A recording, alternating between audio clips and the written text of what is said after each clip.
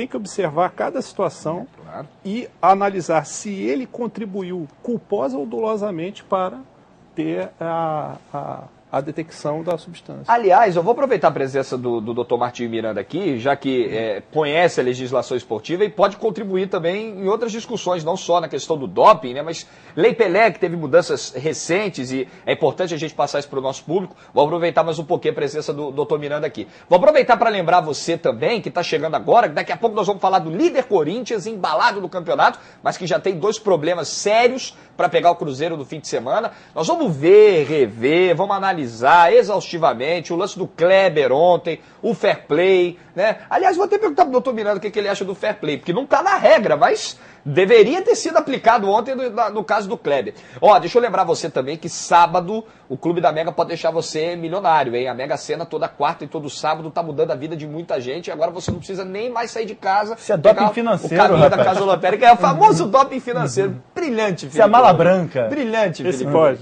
Cara, esse tranquilo, esse pode. Pro cara mudar de vida. Manda agora a letra S para 1313. Você entra no Clube da Mega e já automaticamente está concorrendo toda semana aos sorteios da Mega Sena. Quartas e sábados. Quartas e sábados. Nem precisa ir para casa lotérica, não. Faz de casa, do trabalho, da rua. Quem tá viajando agora esse período de férias aí, manda logo. S para 1313. Sua chance de ficar rico sem sair de casa com o Clube da Mega. Rapidinho a história do Fair Play, doutor Miranda, para aproveitar sua presença aqui.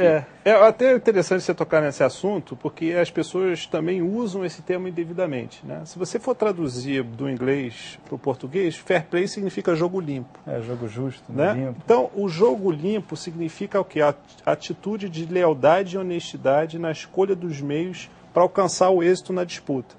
Então, quando se fala, como aconteceu na Copa de 98, não sei se vocês se lembram, que o Rivaldo colocou a bola para a linha lateral e recebeu uma reclamação não muito ortodoxa do Edmundo, não sei se vocês se recordam disso. Né? No dia seguinte eu ouvi pela imprensa dizendo que fair play era coisa de perdedor e tal. Mas será que isso é fair play? Na verdade, não é. Essa atitude não é atitude de fair play. Fair play é você não utilizar expediente ilícito para ganhar uma competição. É você utilizar uma trava de chuteira de maneira a provocar uma lesão maior no seu adversário. É o que o Maradona fez na Copa de 90, da água batizada para o branco. Isso é que é violação do fair play. É o cai-cai dos jogadores, é você apagar a luz do estádio durante a partida. E o que o Kleber fez? Molhar o campo antes do jogo, muito clube faz. Né? E são atitudes desonestas, desleais. Ali ele cumpriu a regra do jogo. Ele pode não ter observado uma regra de cunho moral, né? Mas dizer que isso é violação ao fair play, tanto isso é verdade que eu estou te falando. Não, tanto não descumpriu a regra que o árbitro né, não podia marcar nada diferente. A FIFA, no final de cada Copa do Mundo, ela premia, dá um troféu para a equipe detentora do título de fair play. Qual é? É a equipe que é menos penalizada com os cartões amarelos e vermelhos. Ou seja, é a equipe que menos viola as regras do jogo. Então, violar o fair play é violar a regra do jogo. Agora, o doutor Miranda usou restritamente a legislação, que diz a regra. Daqui a pouco a gente vai voltar no tema, porque aí tem a questão moral, que o doutor Miranda lembrou também. Aí é uma outra conversa, que daqui a pouco a gente vai ter aqui na sequência do programa.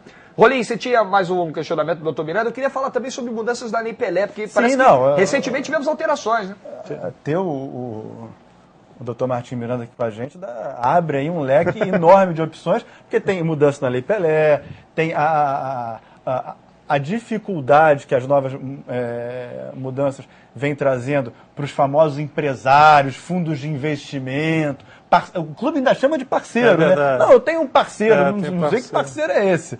Mas, enfim, mas só para acabar mesmo a questão do doping, sobre as substâncias, vamos dizer assim,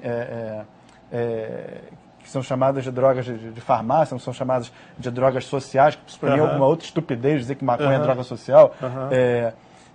Aí houve a questão da dosagem, né? Tem dosagem que mascara outras drogas, se usar a furosemida em quantidade, e tem dosagens que não mascaram, e aí você pega também o passado do atleta e vê que ele não tem uma constância de furosemida, mesmo que em quantidade mínima, né? Porque se o laboratório ele tem um problema com a contaminação hoje, ele deve ter tido também ontem, 6 meses atrás, um ano atrás. Mas a questão das drogas sociais, há também um entendimento de tem que...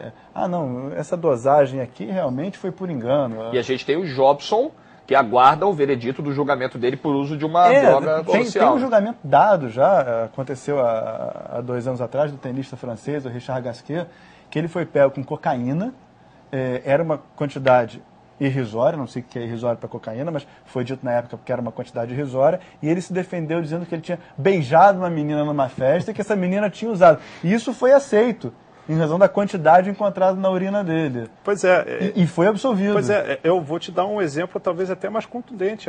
O chá de coca do Zete, da Copa da eliminatória da Copa de 94. Para a Copa de 94, isso. Né? Então, a quantidade era tão pequena, ele conseguiu comprovar que tomou o chá de coca, né, encontraram exatamente a mesma substância da cocaína. Né? Então você tem que observar se aquilo foi efetivamente o uso de uma droga, e com a medicina no século XXI você sabe muito bem se ele se valeu da cocaína ou se tomou chá de coca ou se beijou a moça que tinha consumido. Né? E se a gente tem esses elementos hoje, esses instrumentos para saber da quantidade aferida, isso tem que repercutir na dosagem da pena aplicada ao atleta. Eu acho até que o César Cielo deveria ser punido de alguma forma por talvez não ter tido o dever de cautela de escolher a melhor farmácia de manipulação. Né? Enfim, acho também que o atleta ele tem que ser punido se ele inadvertidamente usa uma substância sem saber, usa o comprimido, e tem uma melhora de performance, mesmo sem ter tido a intenção. Mas aí você tem uma outra questão que é a ponderação de valores. O que você deve privilegiar? O atleta que não teve o seu dever de cautela, um dever de cuidado, ou todos os demais atletas que competiram com ele em situação de ilegítima superioridade? Aí você tem que punir o atleta. Mas você tem que ser razoável nessa avaliação. Se o sujeito continha no seu organismo um elemento que não servia para mascarar, não servia para melhorar a performance, então para que eu vou puni-lo? Essa é a pergunta que eu faço.